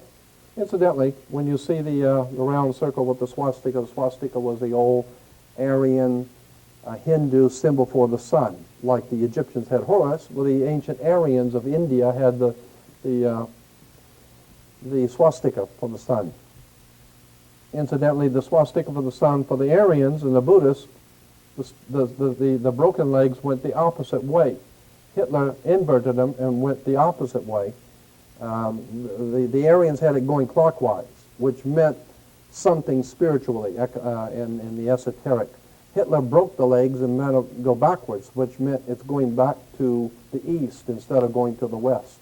So he was reestablishing the old Aryan Empire on the ancient Eastern occultism. All of this has to do with secret societies and subversive movements. But anyway, this Knights of Malta religious emblem here on this one is interesting because when you enlarge it, I think I need to, that's pretty good. You'll see that it is the same one as the other one we showed on the before, Knights of Malta, but you'll see it's two circles. There's an outside circle and an inside circle, all right? Here it is again. Outside circle and inside circle, okay? Knights of Malta, religious Knights of Malta cross. And there it is again. But where is this at? It's in Pasadena. First Congregational Church in Pasadena.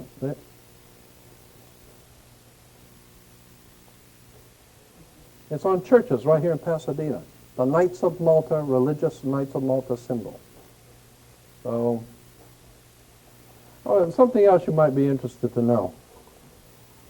On all churches, you'll find pointed arches on the doors. You go in the church with a pointed arch, and the windows are pointed arches. The pointed arches symbolize the female. The pointed arch of the female, and that's why the male. That's why they would never allow women to be priests in a church, because the philosophy which gave birth to what we call Roman Catholic or Western Christian civilization was based on the female arch, and the priest wears the robe, or the robe, which is the female dress. A robe is a female dress, and a priest wears a robe because spirituality in the ancient world, according to the ancient world, spirituality was always in the hands of female, not the males. Men were never thought to be holders of religion or spiritual creatures. They were the ones that went out and killed and raped and murdered and brought in the food. The women were the ones that nurtured the child, brought civilization to males, because if you take all males, you lose civilization. You need the female to civilize society. Yes? Oh, yeah. Compass of the male. It has to do with that. And that's why I said the priest represents, with the long robe, he's representing female wisdom, or something the Greeks call that Pistis Sophia, female wisdom. And within the female wisdom, beneath is the male. So it all has to do with symbology. It all has to do with sex, the female, pointed arch, etc. All right, then we get up here to York Rite Freemasonry again, and here is the Masonic square, or the Masonic, the Malta, Knights of Malta cross. See the cross, that's the same one the Queen was wearing. Right? The Knights of Malta cross. Here it is again. Let me go back to that. Order of Knights Templars. That's why in Israel today, you see the Jews going to the Wailing Wall, and you see this in the news. They're at the Wailing Wall. And it's the wall in which they wail. They wail because of the Wailing Wall was put there. It's a very difficult story to say in a couple of words, but that's where we get Wall Street, from the Wailing Wall, the Hebrews who wail on the Wailing Wall of Wall Street. It has to do with symbolism, which goes back to Solomon's temple. Solomon's temple was the symbol and the home of what is called the Knights Templars, Knights of the Temple. That's why Steven Spielberg has the Jedi Knights, and the Empire Strikes Back and the Jedi Knight. Incidentally, according to, if you go to the library and look up the Masonic folklore, you will see that the spiritual connection between the Freemasons of the York Rite and God was a little spiritual creature they called Yoda, with little pointed ears, and he was a magician. They call him Yoda. Yoda comes from Yoda, or Judah. It has to do with Judah, Yoda, the Knights of Malta, and whatever. You know, you could make a whole study out of any of this. You could make a 3-hour lecture out of every single thing I'm saying. You could spend hours on it, but I'm just throwing all of this stuff in just to show you that there are connections that can be made. Anyway, the Knights of Malta with their Maltese cross. Here's another Knights of Malta, 33rd degree Freemason with the Knights of Malta. Okay. Here's the same one on Masters of the Universe. Right. That's what they intend to be, is Masters of the Universe. I mean, hell, they own the Earth. Now they're going for the universe, right? Now they want to go out to other stars, moon, own the whole universe. Masters of the Universe. Blonde hair, Aryan. Remember Hitler with the blonde hair, Aryan, Knights of Malta, Catholic Church, kill the Jews. Hey, it's all connected. Right? Okay? You get the Knights of Malta again. And I'm drawing your attention to this strange configuration here because you'll see it again in the fire department. LA Fire Department has the Knights of Malta. Because the fire department, the police department, sheriff's department, mayor's department, and everybody else's department is all Masonic, the whole thing. We are in the hands of a very powerful secret society, and we call it law. Actually, it's nothing more than secret societies who have totally taken us over. And we just go along to get along because we're too ignorant and too frightened to death to do anything we didn't know. Yes? Yeah, on a red background. The Knights of Malta are a Gentile Roman Freemasonic order coming out of the old Roman Empire, which was the collective power of the old world of Europe, because Europe was dominated by Rome. And so the Knights of Malta is a symbol for a Masonic order coming out of the old world order of Europe, and it was called the Knights of Malta, and because it goes back to an old priesthood on the island of Malta. Malta was a symbol many, many, many years ago, over 2,000 years ago in the Roman Empire. Let me think of something that's comparable. You know, there are certain places in our country that are hot spots for occultism. And in the Roman Empire, Malta, the island of Malta, was a place where you go there, and those people are really off the wall out there. They got strange stuff going on there, occults and all that kind of stuff. So Malta was always a symbol for occultism in the ancient world. And so the Romans had what they called the Knights of Malta, the knights who operate. Yes? No, the Illuminati, all right. The Illuminati is a relatively new phenomena in Freemasonry. It came in 1776 with Adam Weishaupt. But what the Illuminati was merely a course correction in Freemasonry. There was the Roman world under the Roman domination of Europe, Freemasonic orders.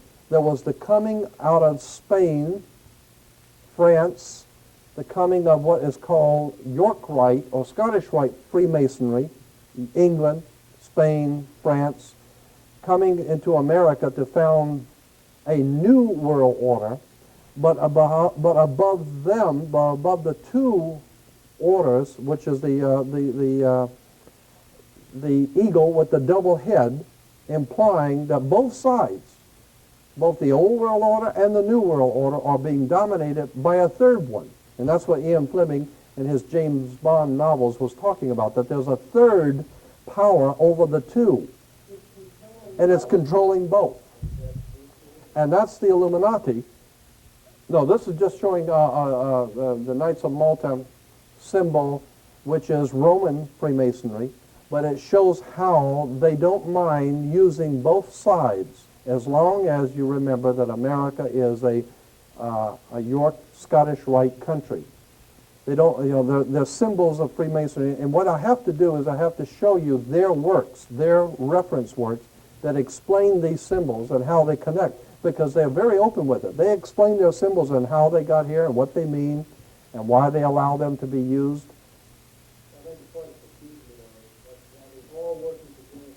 Yes. No, they're all working together for the same goal. The same goal is to create chaos, to have Adolf Hitler fight the United States, have Russia fight America, have China fight. All of this stuff is being orchestrated from a higher Masonic order.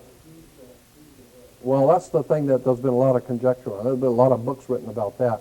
Ian Fleming wrote his James Bond novel. He called it Spectre. Remember, somebody, the secret, petting the cat, and he's putting the West against the East all the time. And Ian Fleming, when he was interviewed on David Frost's show, they asked him, who is this Spectre, this third power group that's always getting the East and the West at war? And he said, England and America and the Western world are aware that there is a third power in the world that pits the two together. And that is operating, he said, out of Switzerland. That's what I think is why Switzerland is a neutral country, because that's where the big boys live. And you don't mess with, yes, the World Bank. As a matter of fact, in Switzerland, there's a large building in one of the cities of Switzerland, and I had a big color picture of it. I don't have it on slides now. There's a large building in a big downtown city in Switzerland, and it's a round, perfectly round building, enormous in size, look like maybe 2 or 3 blocks, round circle, and it's divided into equal three, into an equal triangle. And 1/3 is it says in the article, 1/3 of the building, and then when you fly over it, you can see it. It's like the peace symbol. That's why the peace symbol was the Y within the circle, okay? It was called in runic, in the old German runic, it was called the peace symbol. Anyway, the 1/3 of that building in Switzerland is the world headquarters for the United Nations. 1/3 of the other third is the World Bank, the International Monetary Fund, and the other third is the world headquarters for Freemasons, the Masonic World Congress. So you got the Masonic World Congress, World Government, United Nations, and the World Bank. This way they keep it all together. You don't have to go out for coffee. You can all work together, right there together, right? Yeah, it's incredible. Here again, I show you the Pope with the Jewish yarmulke. There's a reason why the Pope wears a yarmulke. That's a Jewish headdress. That has nothing to do with God. It has to do with Jewish Freemasonry. The reason why he is called a cardinal, the word cardinal means a hinge on a door. That's what the word means in Latin, a hinge. And the Pope, the word Pope comes from Papa, which is Latin, which means the door to the mysteries. He is the one that you must go through to open up the mystery of God. So therefore, he's the door and he's the hinge. The cardinals are the hinge for the door. And it goes all the way back to Babylon. It goes back to the old ancient Babylonian and mystical religions. Here's a document I got from a Freemasonic friend of mine who got me this document. It's a color. It was on the wall, and I asked him if he had a color reproduction of it. He did. He gave it to me. And it shows some of the different, what is called, the different divisions of Freemasonry throughout Europe. And what they mean and how these guys are all connected together. You know, from England to France to Italy, Spain, it's all being connected. It's all being orchestrated. And yes, I'm not even sure what those words are. That one? I sat and talked to the librarian, the chief librarian. His name was Cook, he was the one that had a copy of this, and he was just explaining how these were the different concordant orders of Freemasonry and some of the different symbols that are used throughout Europe. I thought it was interesting when I first saw it because that looks like the Pope's tiara, Pope's diadem, right? And that looks like the Pope's diadem, and I called that to his attention, and he said, yes, it is. That's the papal headdress. With the, so what we're talking about here is free... Huh? Yeah.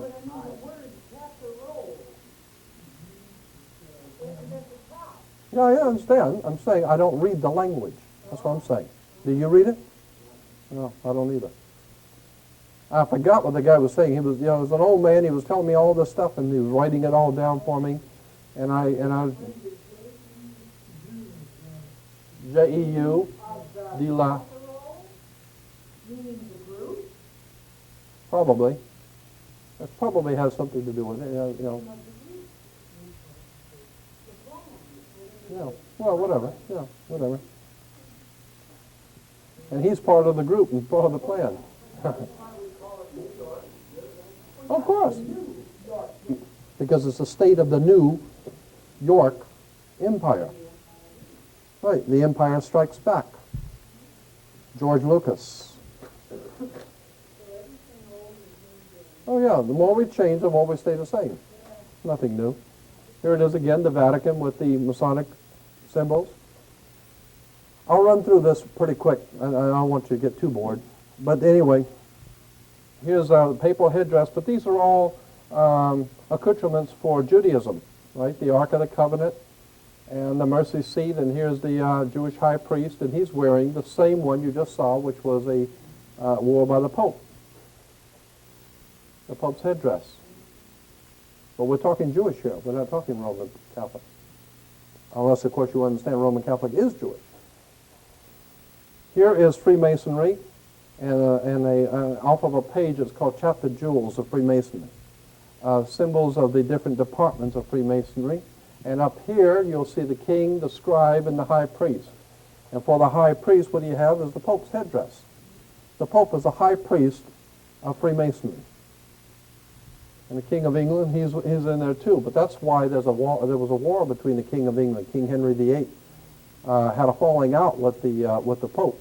And the King Henry said to the Pope, I don't like the way you're doing things here because you're hanging out too much with the wrong kind of people, and so our Knights of the Order of York are not happy with you, and so we're going to break it off. We don't want you ruling England anymore. So from here on out, we're going to be king of the kingdom. The keys are going to be those keys on the bottom of the papacy on the Masonic. Well, let me go back and show it to you. Come on, one more time. Where are the keys? I thought the keys were, okay. Anyway, on the papacy, you might see it here yet, there's always those two large keys under the Pope's symbol. I think that's where we get the Florida keys from, because if you understand what the word keys and what it means, Florida keys, I think, is connected to it. Because those people down there in the Florida Keys, better know who those people are. The Florida Keys are a home for some of the most powerful mobsters the world has ever known. They got a whole thing down there, and if you understood how many millions and millions of dollars, I mean countless millions of dollars, went into just building that highway from the coast of Florida all the way out to the Keys.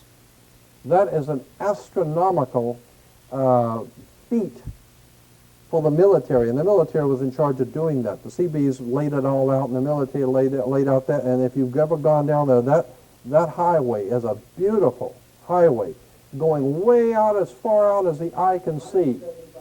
Right. Now, how much did that cost? And how come you put it out there? For who? So, yeah.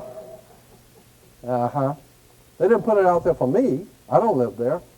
175-mile bridge out in the middle of nowhere. And I don't mean no little platoon thing. I mean a beautiful bridge going all the way out to those islands, and there are hundreds of islands out there. Why? Because those families that live out there or friends like B.B. Rebozo, the friends of Nixon, always see the presidents going down to the Florida Keys. That's because these guys who are the powers behind this live out there in the Keys on those islands by themselves, like in the Sean Connery, James Bond movies.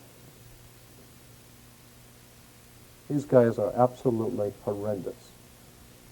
They got a thing going that will not stop, and we have no idea in the world what's going on.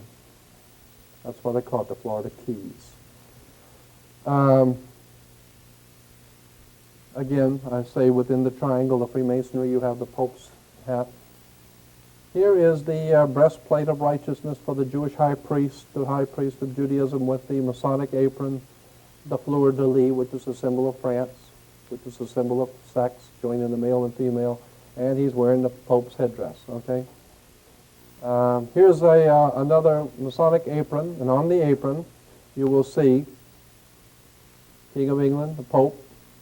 Incidentally, that's why when you go to college, you get out of high school, you wear, when you graduate from high school and college, you wear a black robe, same black robe that a priest wears. It's the same black robe that a judge wears. And the square you wear on your head when graduating is called a martyr board. It's a square of Freemasonry. So if you go to church and you do things right and you stay in line, you're square. Yeah.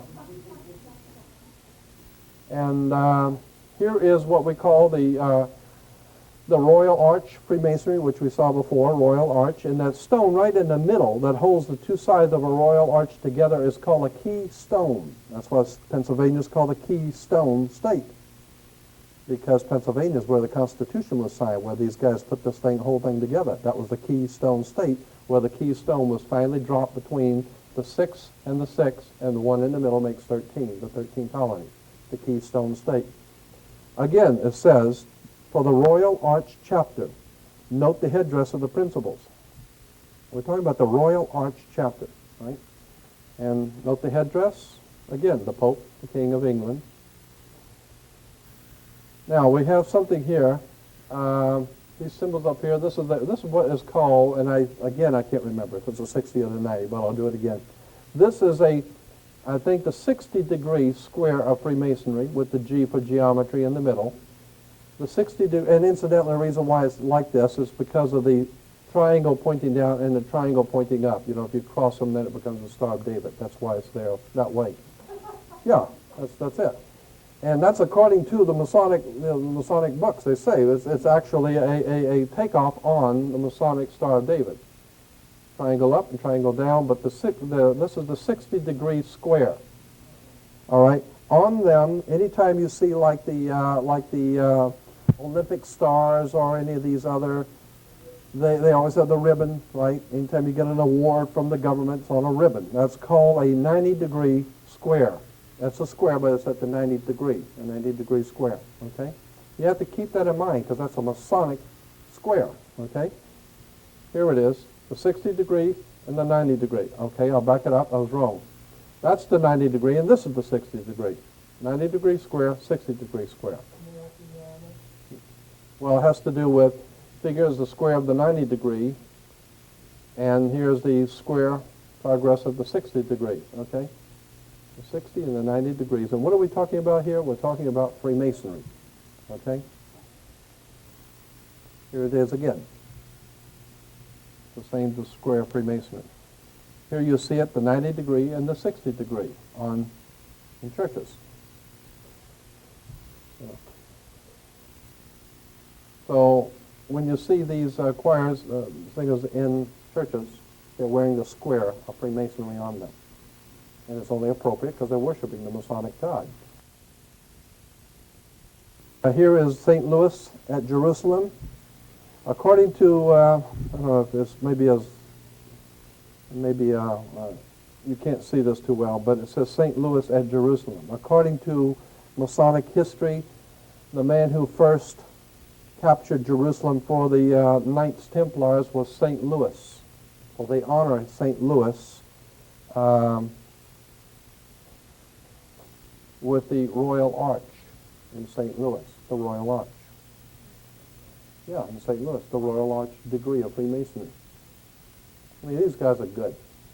They do all this stuff and crap in front of you, and you have no idea what. Yeah. We look at all these things and have absolutely No idea in the world. It's all connected. There's nothing happening by chance. And there's no problem with economics in this country. There's no problem with lawlessness in this country. There's no problem with anything. This is the strongest, most powerful nation on the face of the earth. So if there's any problems, it's because they are causing the problem to keep you agitated and frightened and scared and in control. Ordo ab teo. Here's something called the Summit of the Arch. This is from a State Department bulletin. And here it's, I don't know if you can see that, the reading. It's the meeting of the of all of the top criminal families in the world. The Germans, the American, Margaret Thatcher. These are all the heads of state in the Western world. And it's the giant glass pyramid. Of course, they would have the picture taken in front of the pyramid in France, and that's why always in any great wars and all the time of world trouble, you always have to have a Paris Peace Conference. In Vietnam and Korea, you always go to Paris because Paris is the home of the French Grand Orient Temple Masons, right? And so here you got the Summit of the Arch. Why would they call this the Summit of the Arch? For the Western world's financial and the leaders of the Western world. Here's a little Masonic library to show you how it's connected with religion. We got Masonry, Mormonism, and Freemasonry from the Masonic Lodge Publishing. So Mormons are founded by, organized by, directed by, and financed by the Freemasons. Joseph Smith and Brigham Young, the two leaders of the Mormon Church, were both 32nd degree Freemasons in the Scottish Rite. There's another book, The Relationship of Mormonism and Freemasonry. Here's Mormonism and Masonry. Freemasonry in the Book of Mormon. That's why in Utah we have Zion National Park. Zion National Park with the great white throne. Incidentally, it's not black throne, it's a white throne. And that's why America is ruled from the White House, not a brown house, or a yellow house, it's the White House. Okay, and that's because England is ruled from what is called Whitehall. Whitehall is the central power of England, Whitehall.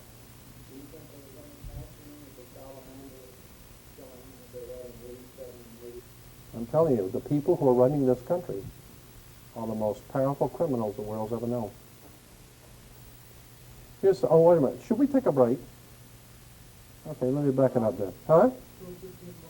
Oh, okay. That way we'll make it work out all right on the tape, okay? So, all right, let's get past this one thing and then we'll take a break. Masonic Orders of Fraternity. This is taken from a Masonic document. The direct descent of the essential program of the esoteric schools was entrusted to groups already well conditioned for the work. The guilds, trade unions, similar protective and benevolent societies have been internally strengthened by the introduction of a new learning. The advancement of the plan required an enlargement of the boundaries of the philosophical overstate. A world fraternity was needed, sustained by a deep and broad program of education according to the method. There's a method to this education that we're getting. Such a fraternity could not immediately include all men, but could unite the activities of certain kinds of men, regardless of their racial or religious beliefs or the nations in which they dwelt. Here's the point. These were the men of towardness, those sons of tomorrow whose symbol was the blazing sun rising over the mountains of the east. Remember Shell oil, okay? What it's talking about is that the conspiracy already had knowledge that the guilds, the trade unions, similar protective and benevolent societies were perfect grounds for control. So you set up the Red Cross, you set up the Painters Union, you set up these unions and benevolent societies and this and that, set them all up to ostensibly, of course, protect the people, to help the people, and protection, when in fact they're being organized and directed to control the people. And it does, and such a fraternity could not immediately, we can't explain this conspiracy to everybody. We can't count in everybody on this. But we could unite certain kinds of men. As long as we all understand what's going on here, we could unite these different organizations together. And the symbol for these men, these were the men of towardness, whose sons of tomorrow, these sons of tomorrow, whose symbol was a blazing sun rising over the mountains of the east. That's important. These were the men of towardness, the sons of tomorrow, whose symbol was the blazing sun rising over the mountains of the east. While it is difficult to trace the elements of a pattern never intended to be obvious, the broad shape of a design is dimly apparent, the invisible empire. So it's saying it's very difficult to put all of this together. But the reason why it's difficult is it was never intended to be obvious anyway. I mean, if you're on the inside, you know there's a design, but on the outside, it's not supposed to be obvious. Okay? Here's where they're getting this from. This is from the old Assyrian Babylonian mythology. The sunrise, the god Shemesh appears above the mountains of the east. Here's God's sun rising over the mountains of the east. That goes all the way back to Babylon. Here it is in Hebrew theology, the sun rising, Israelites at Mount Sinai. The sun rising over the east. Shell, the sun. The sun rising on Hebrew Jewish Freemasonry. Here it is, the Kabbalah. We're talking about the Kabbalah, and here on the back on chapter 9 is called the way of one who was caught between the suns of a dying and a dawning day. The one caught between the one who, no, wait a minute, the way of the one who was caught between the suns, implying that there's two suns. There's a sun going down and a new sun coming up. The old sun of the old world order, Rome, is going down. Vatican, Europe, is the old sun, and it's going down, and there's a new sun coming up on America. There's a dawn of a new day for America. It's going to be the king of the world now. 1,000 points of light. All right, so what we're talking about here is between the suns of a dying and dawning day. George Washington said, here's his chair where he signed all of his documents, George Washington. And up here he says, but now at length I have the happiness to know it is a rising and not a setting sun. I now at length have the happiness to know that it is a rising and not a setting sun. So Washington understood. This is a priceless relic of the Constitutional Convention, the rising sun chair of George Washington. Yeah, with the Fijian cap. As a matter of fact, yeah, let me go back on that. The Phrygian cap, the old cap, and the reason why I get into this too, I'm just going to right now.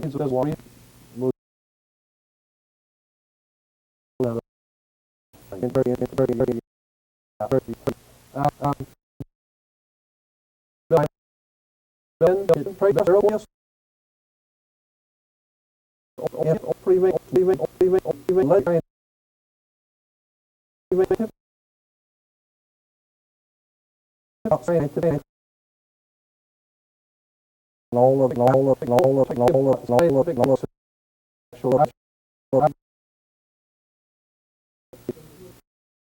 James Billington written some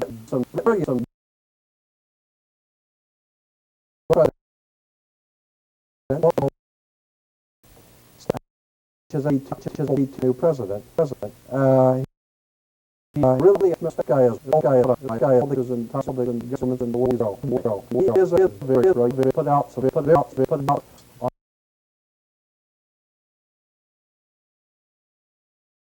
Illuminati, this emblems world tremendous. But thinking of this only was the in relativism, connecting it with the origins in Freemasonry. Okay. Again, here is a page from an encyclopedia on Russia, and you have the flag and the national coat of arms. The national coat of arms talks about the rising sun is a symbol of day, communism. The rising sun is a symbol of the dawning of the new day of communism. All right. This symbol came out for the Soviet Union in 1930s, late 30s, mid to late 30s. It originally came out at that time.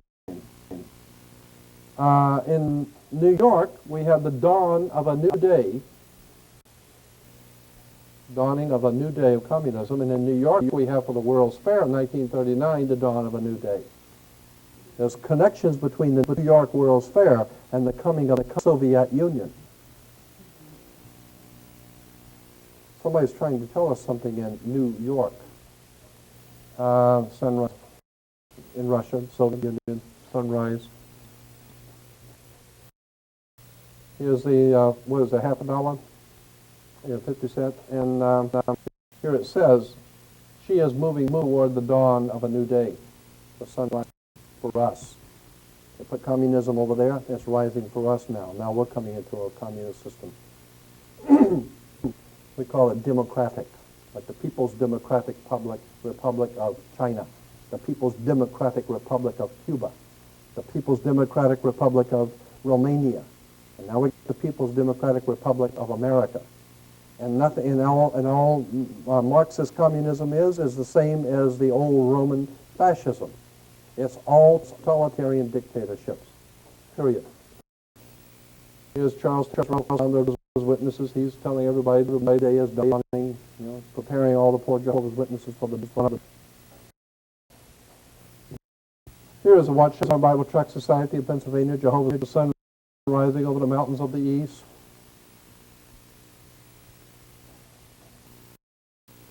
Here's a Christian distributor for Christian until the new day, sun rising over the mountains of the east.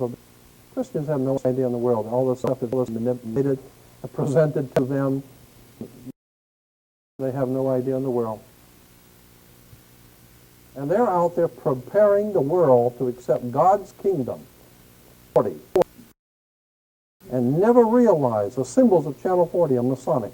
And all of their leaders are all Freemasons. It's too bad, but it goes back to, pride precedes a fall. When it is you think you have the whole truth and you're in tight with the Lord, that's when you didn't had. Richard Nixon struck a coin for himself and called it the new day for America, the new dawn for peace. That's what he did. Here's Liberia, the flag with the symbol for the rising sun on the flag, just to show you how it's used throughout the world. The sun which heralds a new day. Romania, their symbol is the sun, like the shell, the sun rising over the mountains of the east. The rising sun expresses the promise of a new day. Here's Mongolia. Horseman on horseback with the sun on the mountains stands for the nation's advance toward communism. Malawi with the red sun. Malawi added the sun to symbolize the dawning of a new day for Africa, and it was. They killed a lot of people over there. And Afghanistan, there's a new dawn for Afghanistan. They broke that and killed a lot of people. And here's on rings, high school rings, college rings, a new dawning, sun coming up. Here's the sun coming up on college rings and high school rings. There it is. Behold a new dawn, the sun coming up on the east. I mean, hey, they control education, religion, politics, the police department, fire department, and Sears. I mean, let's face it, they own and control the world you live in. It's the only game in town. Behold a new dawn. Kids wear these rings and have no idea in the world what that means.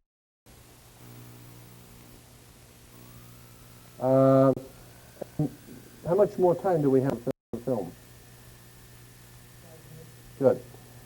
A recurrent mythic model for revolutionaries, early romantics, and young in the Russians of Lenin's time was Prometheus, who stole fire from the gods for the use of mankind.